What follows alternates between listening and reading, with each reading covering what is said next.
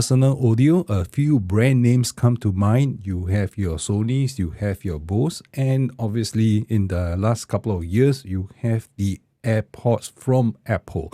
And the AirPods come in a couple of configurations, with the top-end model being the AirPods Pro, coming with active noise cancelling, ANC for short. Now, a lot of these brand names, they come up with a product and they then market the hell out of it to make you realize that you need them and you want them. But there's another trend in the market recently, made popular by crowdfunding sites like Indiegogo as well as Kickstarter. And there are manufacturers making earbuds or personal headphones with the requirements coming direct from the consumers. Now, in that particular case, they don't actually have to spend a lot of money marketing, because they know and they have gauged the interest and the demand levels even before they start the manufacturing process. Of course, they have to market the idea and the thoughts behind it, as well as the design principles, but that also means that subsequent to the product launch, you don't actually have to spend marketing dollar, thus bringing the price down for the same exact feature set as the top competing brands. Now, Pamu, and today we're going to be talking about their latest product, the Slide 2, and that is the latest crowd-funded active noise cancelling headphones from the company. Is it any good? Let's find out today.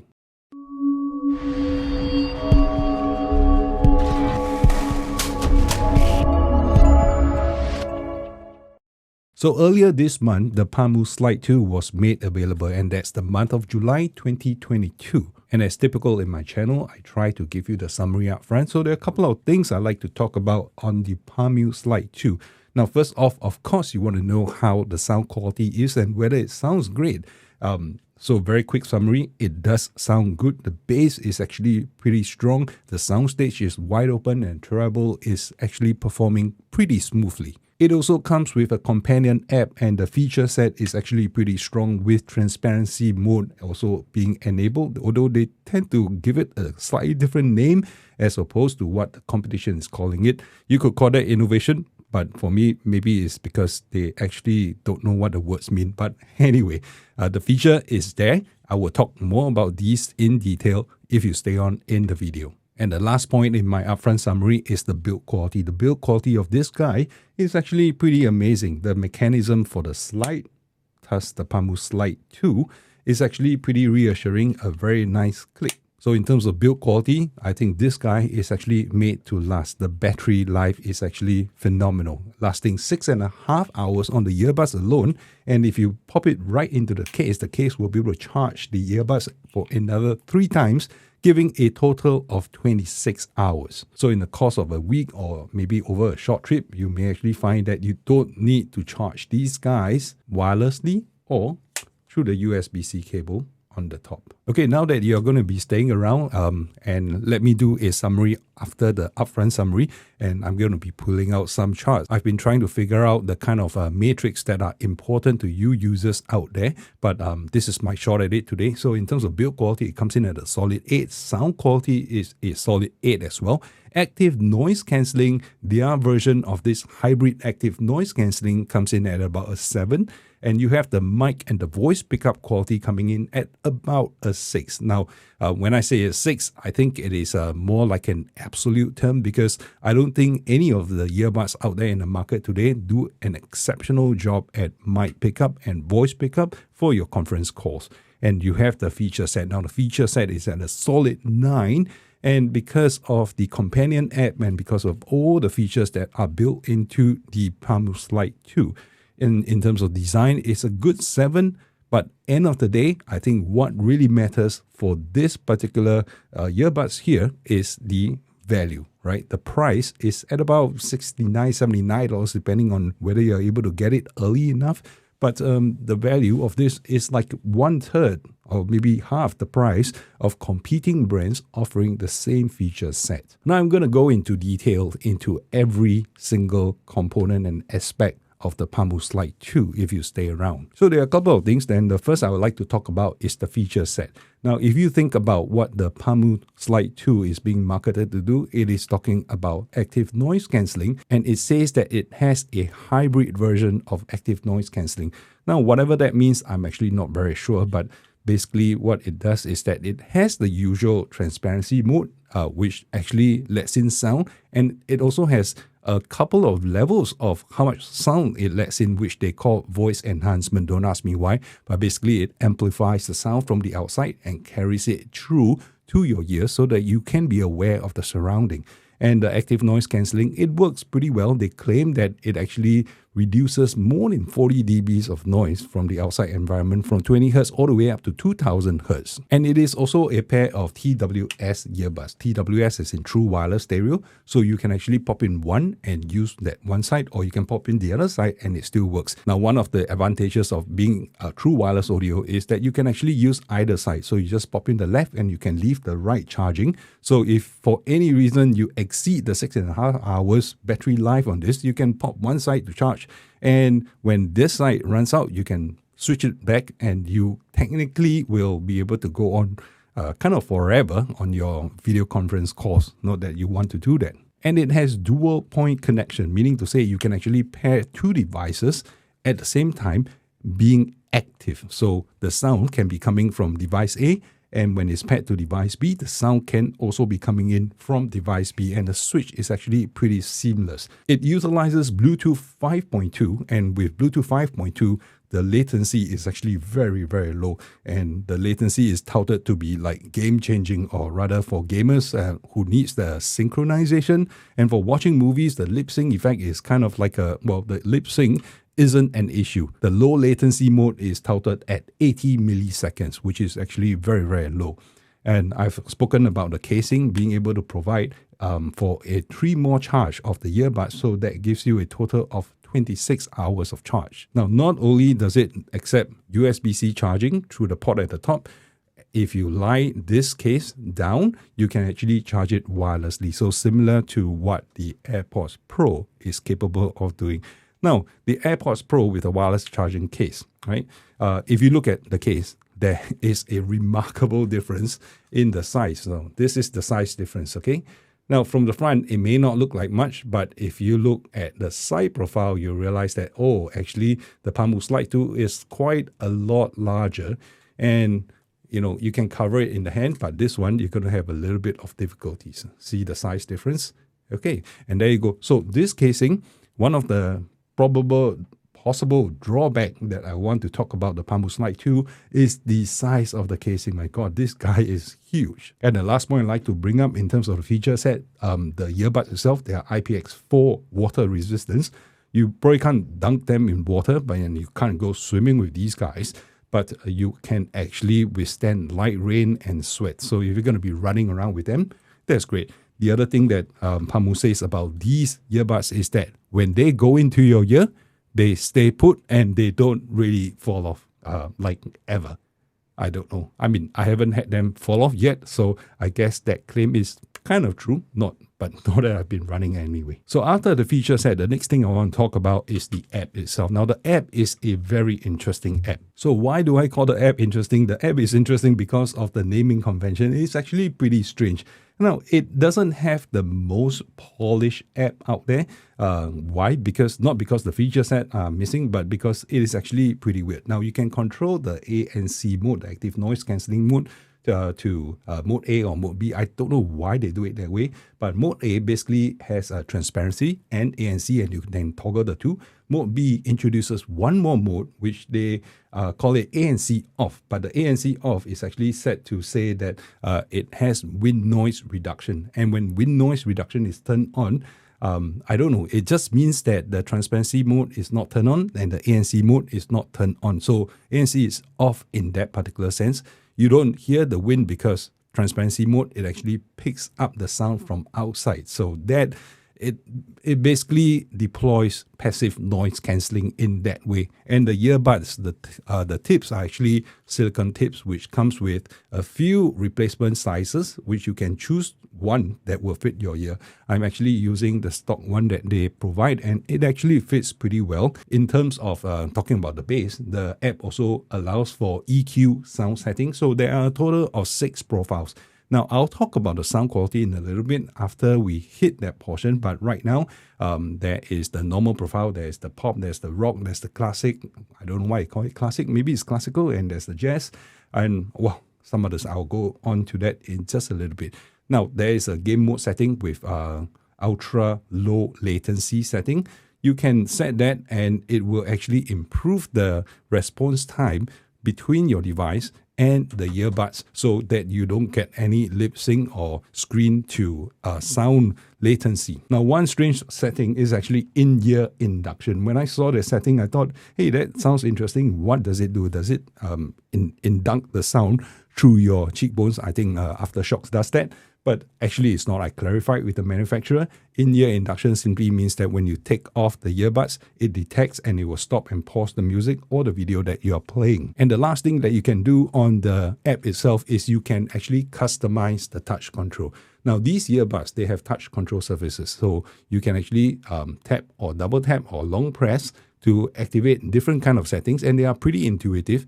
And on the surface itself, you are actually able to slide up and down to control the volume. So that is actually an interesting feature, which I've not seen in any other earbuds. I know some of the headphones rather, they are big enough, and the control surface allows you to slide up and down quite simply, notably the Sony WH-M1000X-M4. I can never remember those names. I don't know why, but basically the Mark 4s and Mark 5s and even up to the Mark 3s, they were able to do that control surface sliding for forward and backwards track skipping, as well as up-down for volume control. Now, these earbuds itself, the left and right control surfaces can be adjusted independently.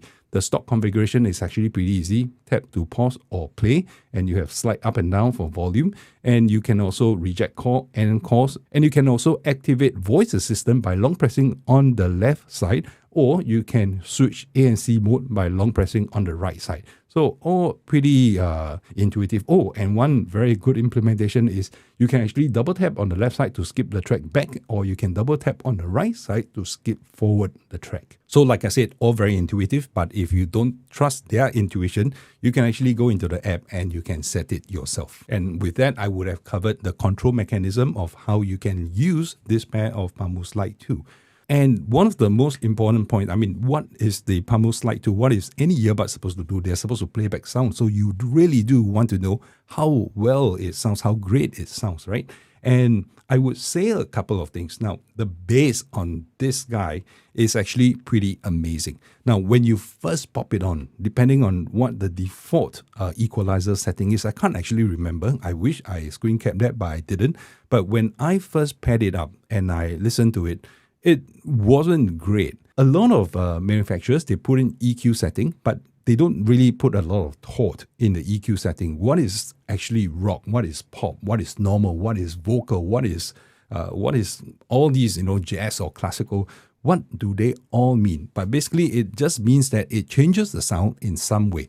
Now, I will be talking about the EQ setting and the recommended EQ settings that you have inside here. Now, there's no parametric equalizer setting that you can set on your own. So there's no customizable one, but you can just choose from one of the 6 EQ settings. And those are the fixed profiles that they think is great for any kind of music that you want to play on.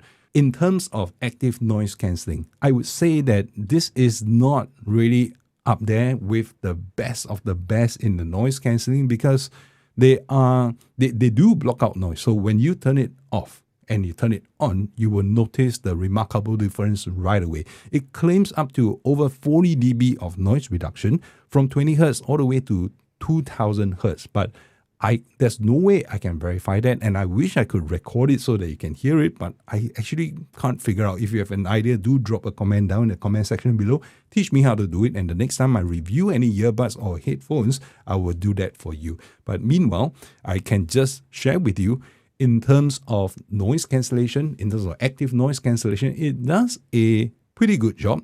I would say definitely below that of the full-fledged headphones, but for earbuds, something that is you stick in your ears, it actually works pretty well, and it will not lose out to the Apple AirPods Pro. Now, the AirPods Pro, I have actually changed out the tips here, so I'm not using the original silicone tips.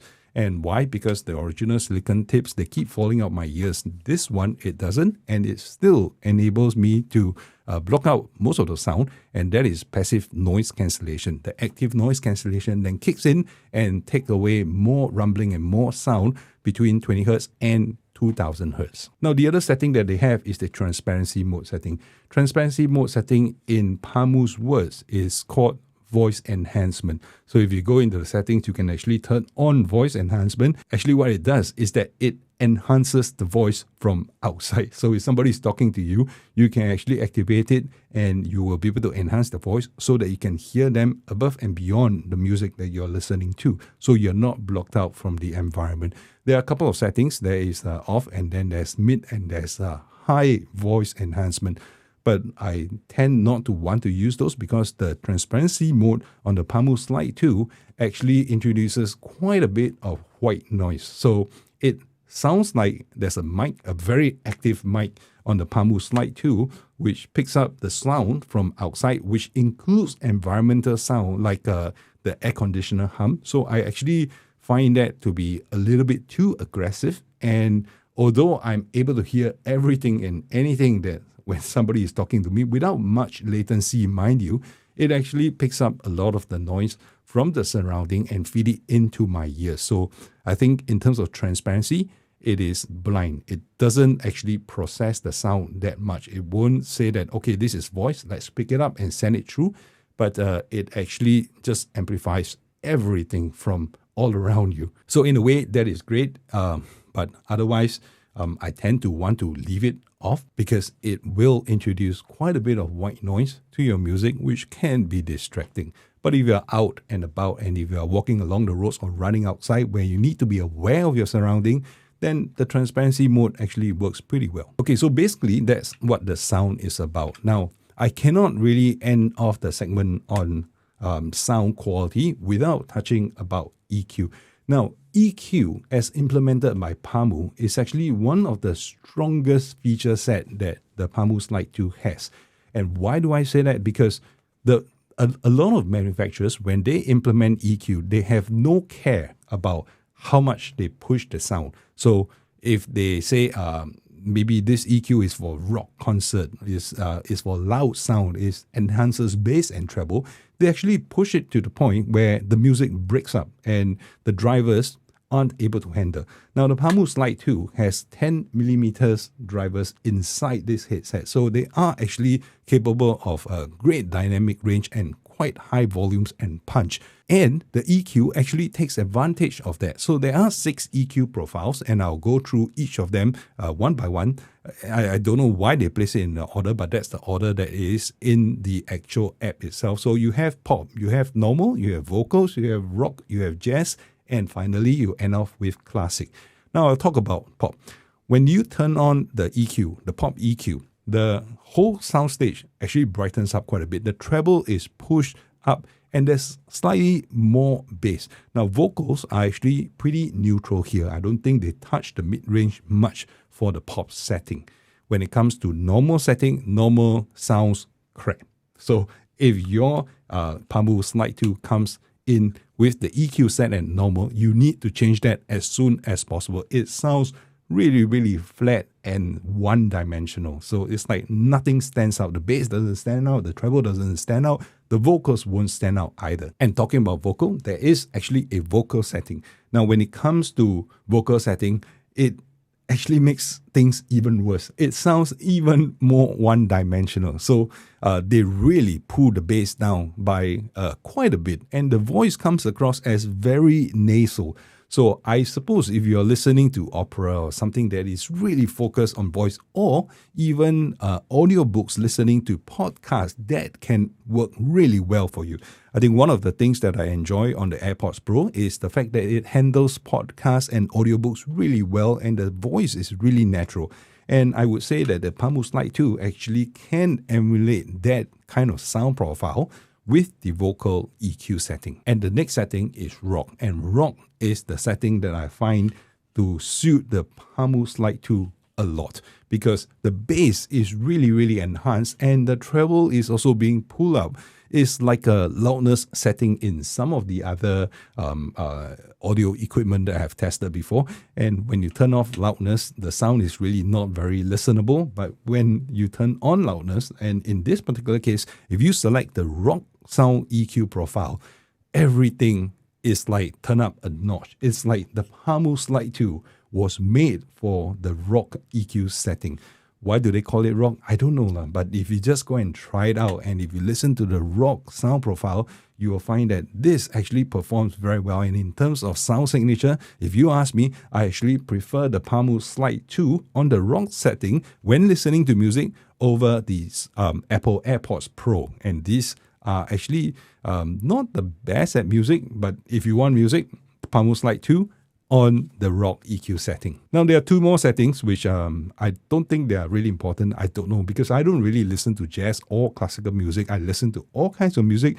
These two aren't just my most listened to music. So there's a jazz EQ setting. Now, what jazz EQ does is that it reduces the bass. And I mean reduce, it like takes away the bass. So the bass is like almost totally gone. And all the sound, the whole sound stage is then compressed into the center.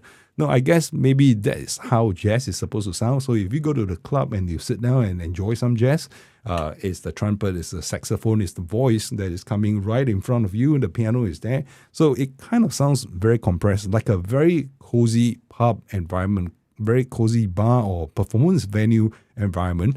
I don't like the profile a lot, so that's jazz. Now, they have another one which is called classic. I don't know whether they meant classical, but they call it classic here. Now, it is not classic by any way, because I don't think that was the classic or original sound profile that Pamu set out to achieve, because the sound is actually very boomy. The bass is there. It is definitely more bass than the jazz setting, but it sounds boomy. The mid-range is slightly enhanced a little bit, but the treble, my God, the treble is actually really bright, and you can actually detect sibilance in the voice already. So if you're going to be listening to any vocals or any singing or audiobooks and podcasts, don't turn on classic or classical, I think, because it really makes the whole sound very, very shrill. Now, I tried some classical music on it. The scale did expand out, but I didn't like it, because if you have any forms of drum, the drums are actually stronger in the mid bass, and the whole sound sounds a little bit boomy. So conclusion, I think you should use the rock EQ setting if anything else. I think the second best will be pop, and don't touch the jazz, don't touch the classic, and definitely don't touch the vocal or the normal. Oh, so that means you're left with pop and rock. I guess that makes the sound interesting and exciting. Okay, so the last point I'm going to be touching on when it comes to the Pamu Slide 2 is price, right?